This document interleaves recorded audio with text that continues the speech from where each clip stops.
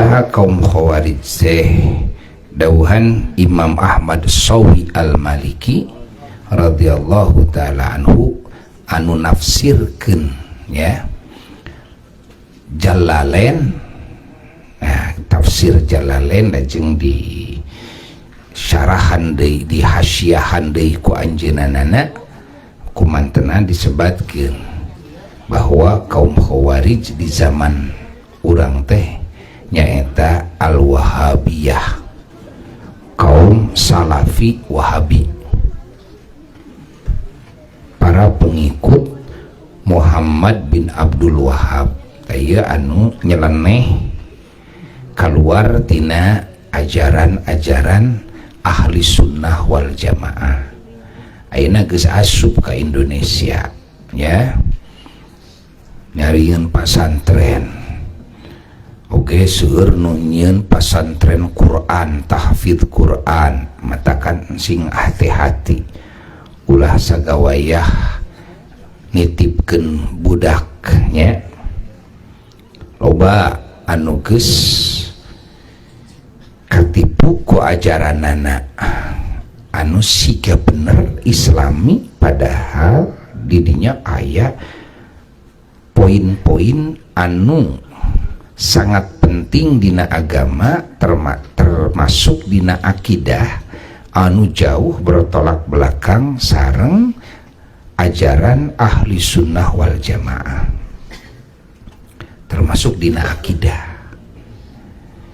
ya. Hati-hati, lain soal pakaian jeung janggot, lain pakaianana umpamana naon ngaranna teh jingkrang, nganggo lancingan luhureun memuncangan, eta mah kudu diakui ku urang bahwa eta bagian tina sunnah.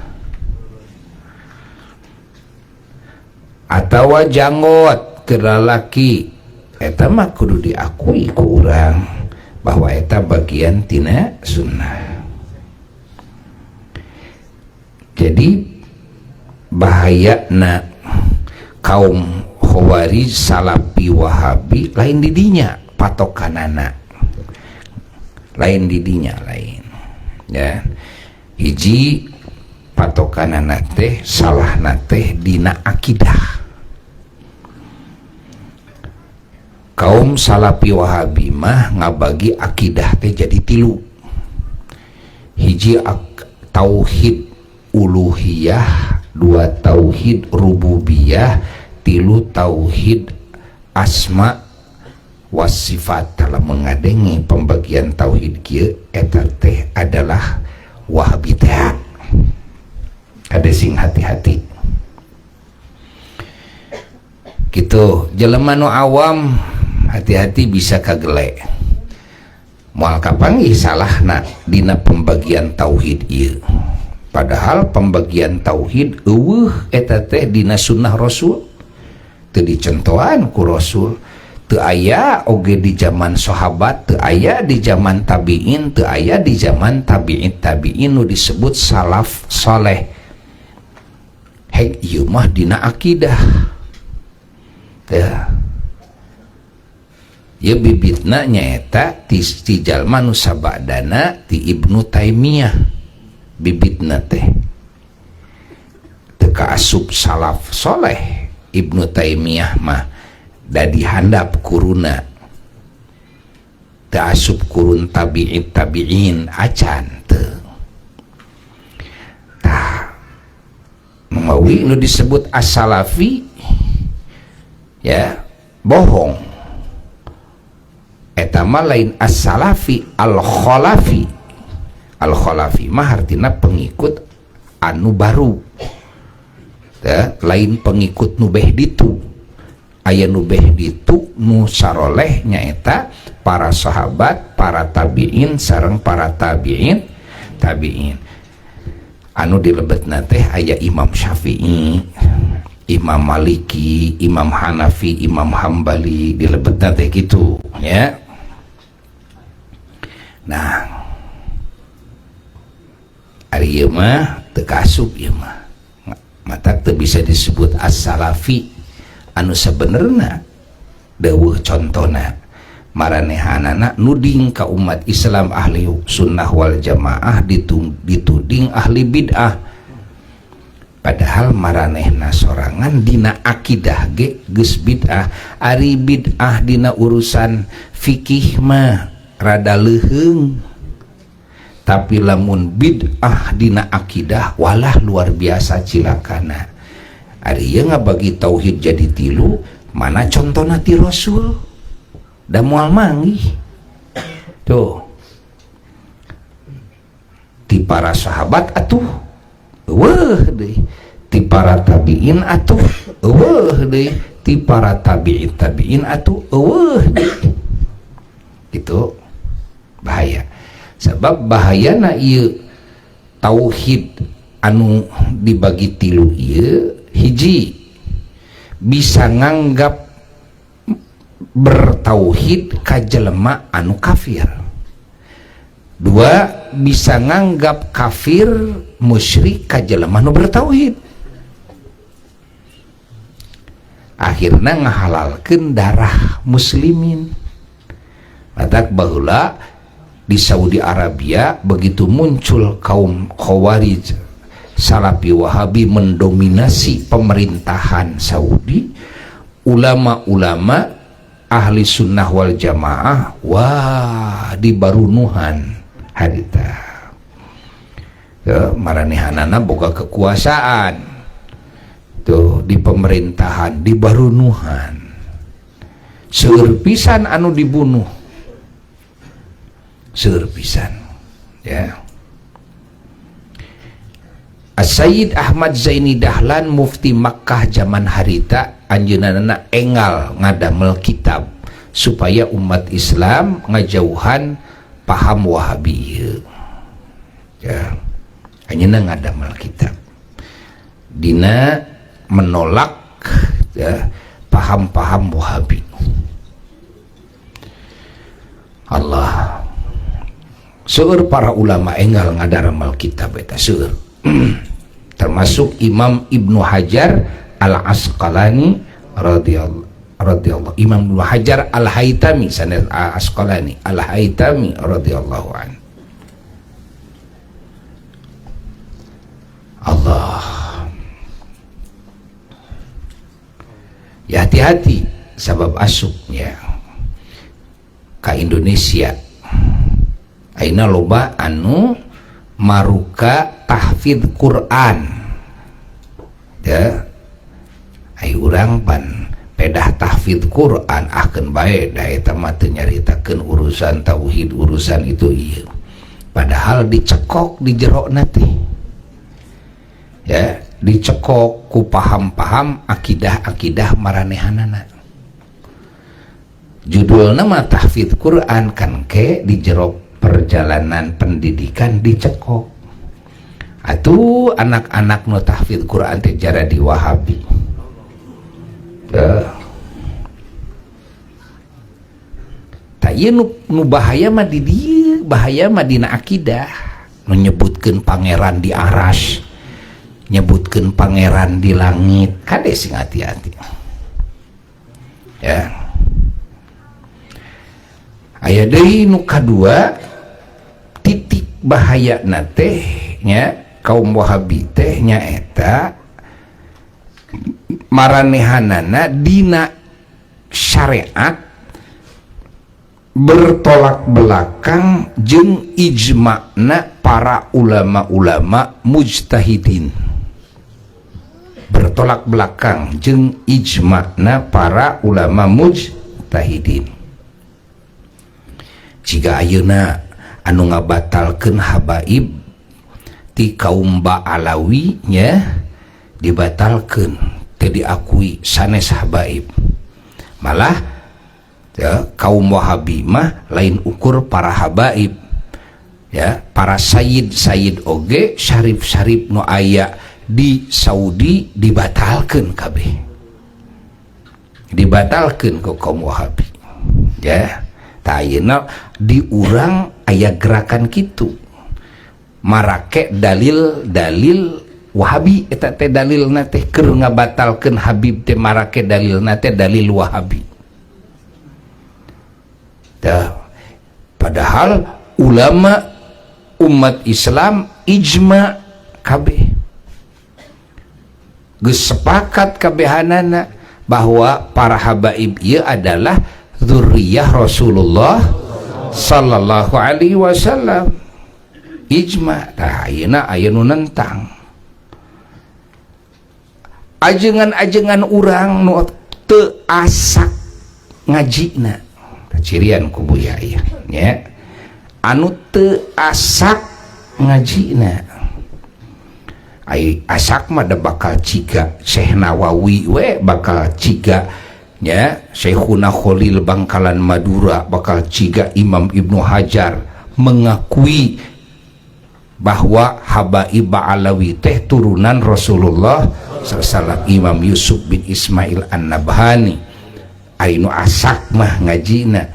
Tah kusabab teu asak ngajina kagele ku dalil Wahabi anu dibawa ku jelema di urang di zaman urang ngaranna Imad bin Sarman di Banten ngaranna teh saha? Imad bin Sarman ieu. Nah, hati-hati ajengan-ajengan urang ieu loba nu kagele,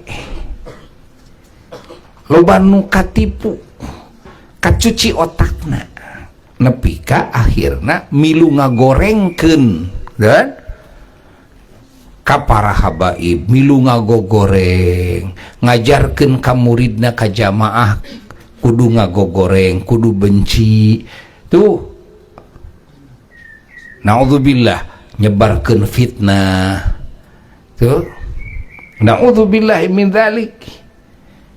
Ieu sedih buya mah ieu tah ulama urang ieu mah ahli sunnah wal jamaah ulama urang. Seolah-olah maranehanana nu bener nu segelintir. Dan sakabeh ulama saalam dunya nepi ka kiwari ngacok kabeh. Dianggap nate para ulama ahli sunnah wal jamaah nu kelas mujtahid dianggap nate da baheula mah cenah can aya tesis ya, baheula mah teu nyahoeun cenah baheula mah dianggap nate bodoh. Bari nu disebut tesis na ge lain tesis, da tesis mah ti perkuliahan atuh. Aya mah pan lain jalur akademisi, ieu mah penelitian sorangan we. Ditulis ku sorangan tuh, tuluy dihakimi ku sorangan ya, diputuskeun ku sorangan tuh, cek sorangan we.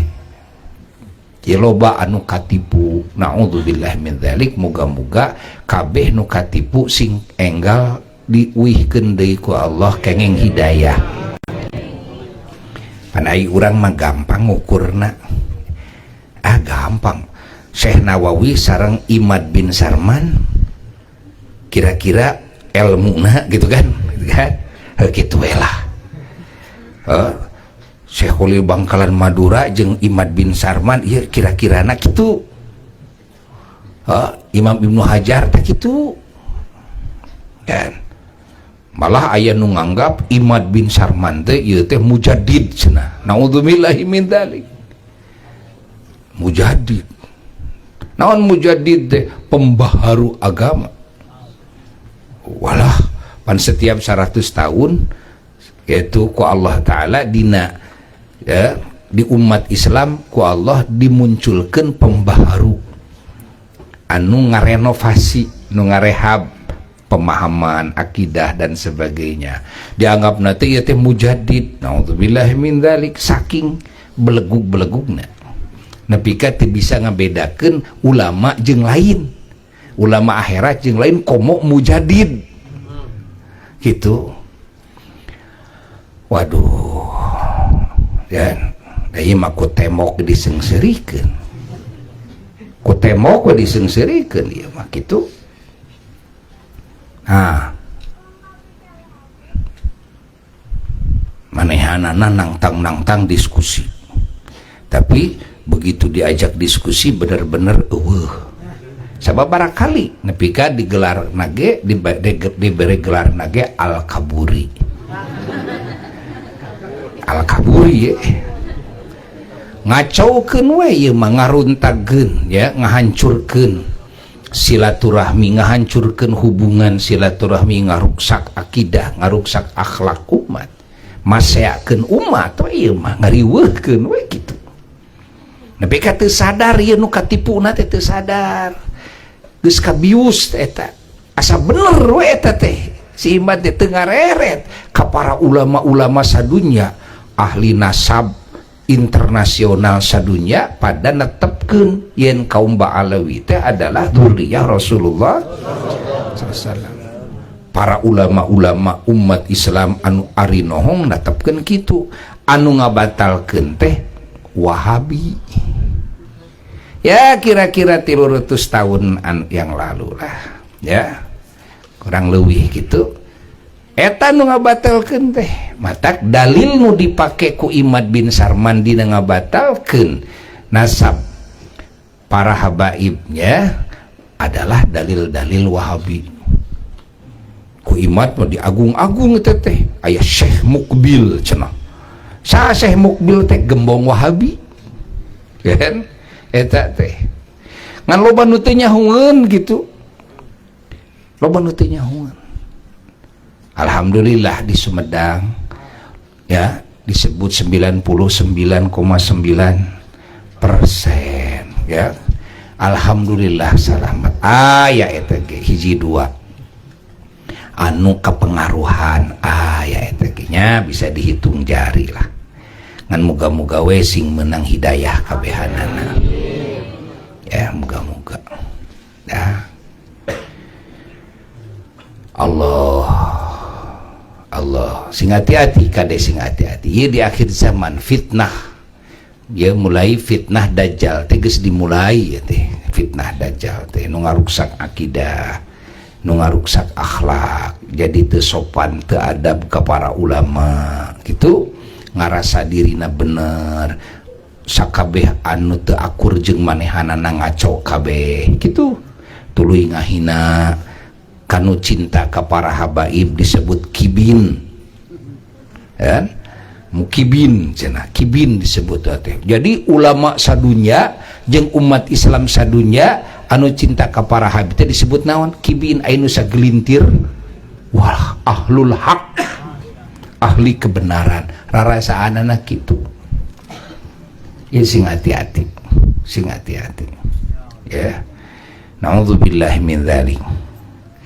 Mata kade sing hati-hati dina masantrenkeun oge ulah sagawayah masantrenkeun. Dina ngadengikeun ceramah ulah sagawayah ya ngadengikeun penceramah. Tuh.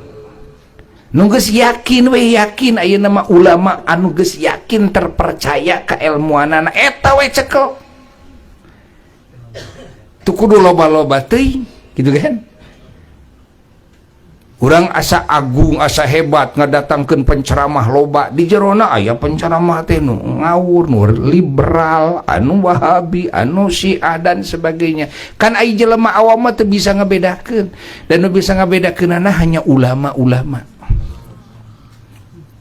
Gitu, matak nu awam di mana rek masantrenkeun kudu hati-hati. Aya jamaah buya bieu, pangna buya ngabahas teh deui. Anu masantrenkeun gitu kan, putrana ternyata barang dipariksa ku buya, ieu mah atuh pasantren Wahabi ieu mah. Kakarak rek asup untungna teh acan. Dan kaburu kapanggih. Kade sing hati-hati.